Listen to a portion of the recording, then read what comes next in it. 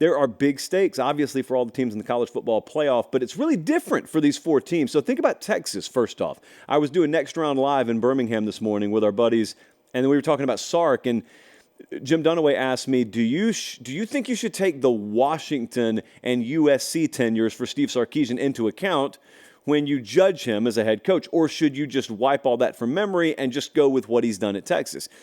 And I am of the belief that it's all wrapped into one great big ball, but you see, you can't tell the Steve Sarkisian story, and you can't tell the Texas story without looking at his past failures, if you want to call them that. I would call them learning experiences, and he's had several of them. And so the reason that I am always hopeful when a new head coach gets another opportunity, like Sark did at Texas, is sometimes guys learn from the past. Sometimes in life, maybe you got fired, as a foreman working for a construction company because you mismanaged your crews, and then some other company gives you another shot, and all of a sudden you don't manage your crews the same way. Why not? Why wouldn't you just do exactly what you did beforehand? Well, that's what got you fired. And so maybe, just maybe, you take a little different approach, have a little different tact, and who knows, maybe you'll thread the needle and it'll work second time around. Well, that's what Sark's done. Sark's not doing it at Texas the exact same way they did it at Washington or he did it at USC.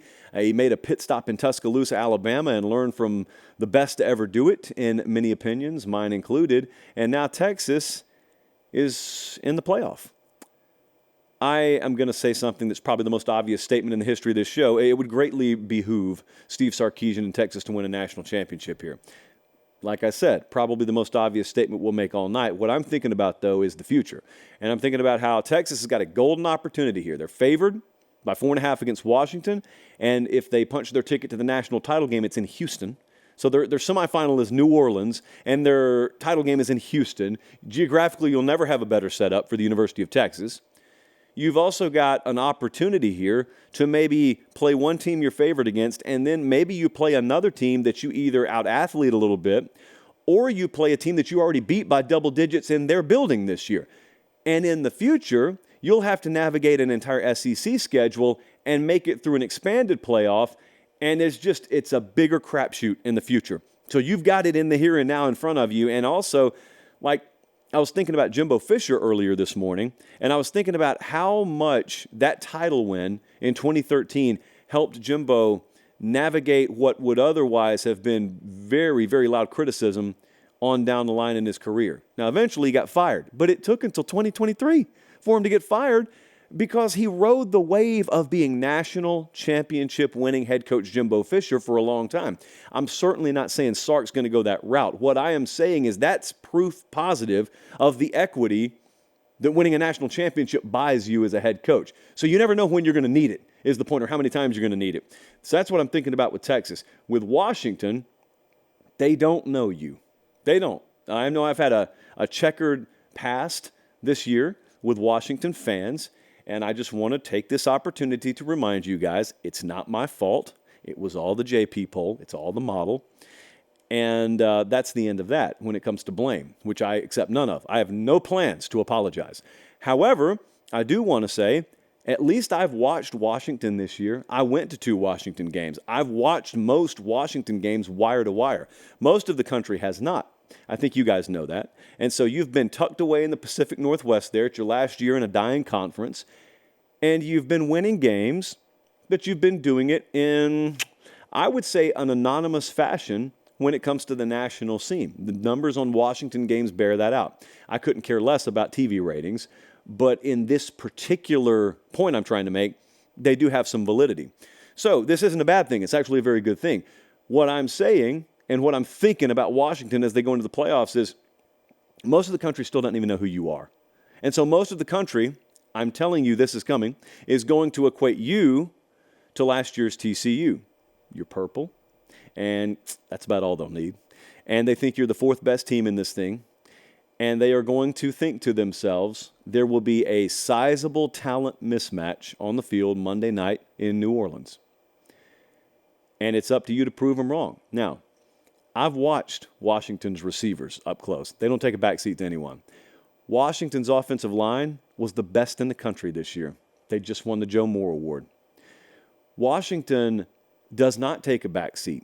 in terms of physicality along the lines of scrimmage to anyone I watched them play this year. And you know what else? On paper, and this stuff right here, it should have happened multiple times. It should have happened against Oregon both times, and it didn't. It didn't. Surprise me. I picked Oregon to win both those games. So I was wrong. I've been wrong multiple times about Washington this year. And I picked Texas to win this game. I just don't have any confidence in the pick.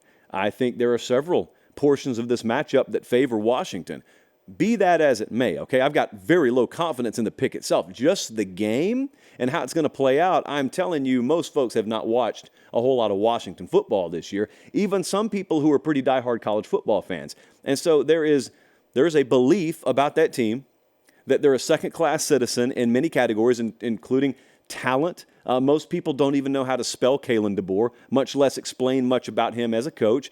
You've just got to prove them wrong. You've been doing it all year. I mean, that's the script for Washington. It's pretty simple. Michigan. Apparently, I've missed a couple of immunities in the show already. And it's not that I missed them, guys. It's not that I missed them. I'm just trying to be a more professional host in 2024. But it's still 2023. So immunity all day. And if you don't know what I'm talking about, do not worry about it. It's an inside joke amongst us here at Pate State, and I'll probably explain it at some point down the road. Michigan's got more pressure on them than any team in these playoffs. I don't think I've ever said that about an Alabama opponent before. I'll get to Bama in a second, but Michigan has been here, and they've been here several times at this point. So think about the perspective, if you will, of a Michigan fan right now. Michigan did not enter this year wondering if they could beat Ohio State. They'd already done it 2 years in a row. Boom, check. Third time in a row. It's become second nature to them now. They didn't enter this season wondering if we could win the Big Ten. First off, they knew if they beat Ohio State, that was a foregone conclusion. The next step was a much easier step, and that's winning the Big Ten. They've done it a couple of years in a row now. Check. Again, they did it. The question wasn't, could we get to the playoff? The question is, can we do anything once we get there? The question is, can Jim Harbaugh improve on this horrendous bowl record he has, period? Can we as an organization, can we as a program win a playoff game, get to a national championship, win the national championship? Michigan's got to win the national championship this year. It feels a lot like it's a do-or-die situation for them as an organization. What I'm not trying to tell you is this is the closing of the Michigan window and they'll never be back and they won't be a valid threat. They will absolutely be a valid threat. That's not what I'm trying to tell you. What I'm saying is in the future, it'll be a much different version. So I think of this Michigan team as a team whose nucleus is largely intact from a couple of years ago when they first made a run in the playoff. And they first beat Ohio State, won the Big Ten, went to the Orange Bowl, I think it was. And a lot of those guys who were young are older now, and Jim Harbaugh's still there.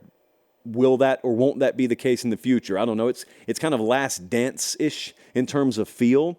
But if they don't win the national championship, if they don't at the very least make it to the national championship game, the season is a failure for them. I've never spoken that way about Michigan. But then again, Harbaugh hasn't had them as a program to this point. This is the first time they've ever been at this altitude to where you can honestly say, all we did was beat Ohio State and win the Big Ten. We didn't do anything more than that again. Like, that's a real first world attitude to have. It's a real privileged attitude to have, but it's a privilege to have that attitude. That means you're winning a lot. Michigan's got more pressure on them than anyone because unlike Texas, unlike Alabama, I have not gotten to the point where I just assume, and I shouldn't include Texas there, I'll grant you that. Unlike Alabama and unlike Georgia, I have not gotten to the point where I just assume Michigan's going to do this every single year. Now, I know that may be stubbornness on my part, and maybe they just settled into a groove in the Big Ten that will indefinitely have them at the head table come playoff time. Maybe. I'm still in the remains to be seen camp on that front. So I think they need it more than anyone here. And as for their opponent, as for Alabama, again, my feel on Alabama is one I've never had with them going into the playoffs. We've seen them in the playoffs. We've seen them in a national title game several times. I have never felt like Alabama's the team playing with house money. I've never felt like they'll be the loose team, the nothing to lose team. Now, nothing to lose is always a dumb thing to say when you're in the playoffs because you have everything to lose. Both teams have everything to lose. But you can always tell, like Dabo's Clemson teams, when they made their trip the first couple of times, they played like that. They played with their hair on fire. They played loose. They played like folks doubted them, and that was because they had been indoctrinated to think that they had no shot. Whatever, it worked. Bama kind of feels that way because they got written off by virtually everyone after week 3, and with good reason. I didn't, because I was chained to a national championship pick, so I couldn't get out. But a lot of you bailed on Alabama, and they heard it, and they internally were a mess. I mean, Bill Rowe was benched in week 3. Benched. He was benched. That's the non-regional dialect they taught me at Columbus State University. He was benched in week 3, and now here he is. Here he is calling out Bill O'Brien earlier today. If you missed that, Jalen Milroe had himself a press conference in Los Angeles earlier today. They asked him about, the challenges and whatnot, and what were some tough moments in his career, and he just flat out threw Bill O'Brien under the bus one final time. And trust me, that bus has gone forward and reverse in Tuscaloosa a bunch. I said Bill O'Brien told him, you probably shouldn't play quarterback, man. What? Yeah, no one was surprised by that. Bill O'Brien is the gift that just keeps on taking from Alabama football. He's not even there. He hasn't been there in months, and still, you occasionally just get that little shot to the ribs. Oh, who was that? That was Bill O'Brien again. And so Jalen Milroe has got his shot to win a championship. Now, Nick Saban got this team to the doorstep of being able to win a national championship, and almost no one thought that was possible back in week 3. My point is, you don't ever feel that way about them. You don't ever call Alabama's opponent as being the one with the most pressure on them. It's always Bama with the pressure. It just feels like a different kind of team. Now, it feels like a team that found itself. Like, you remember that A&M game? You remember when I told you, if you don't like them, if you don't like Bama, you need A&M to knock them off. Because if they don't lose this game, I have a feeling they may not lose again, which we'll see, remains to be seen. But they got by A&M, had a miracle they needed against Auburn, so that prediction almost fell flat as well. But you saw what they could do when they clicked against Georgia. And I would argue their best football is still in front of them. And if they break it out in the playoffs, they'll win the national title. It's pretty cut and dry to me. But that's why we're going to play the games, because Michigan's got a lot to say about that. Texas or Washington would have a lot to say about that. But I'm excited, man. I'm excited because I think if you look at the 4 teams in the field, you could make the argument that it's the most competitive 4-team field that we've had maybe since the inception of the playoff. Maybe. That's an opinion more so than a statement of fact.